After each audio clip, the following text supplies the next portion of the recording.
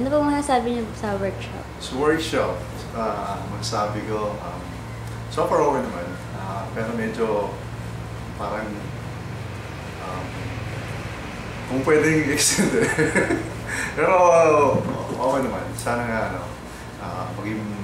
eventually maging member din ako ng SIBA para at least ma-continue ko itong or para makasa pa kung meron mga workshops pa na i-offer yung SIBA na sabi niya Sir Choi.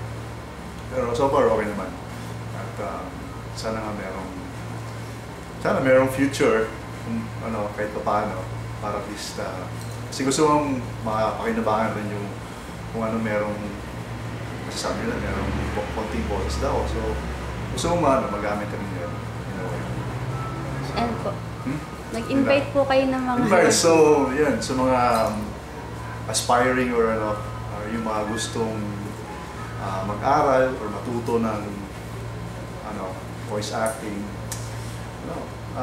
mag-register lang po kayo or tumawag, hanapin si Vera sa ano number yun? Yun lang, or kontakin nyo lang, hanapin nyo sa internet yung Creative Voices or sa yung basta i-search nyo lang yun, tapos yun, pag nakakuha nyo, hindi ko kasi kabisado yung number so yun, i-search nyo lang yung voice Creative Voices, then tawagin nyo lang.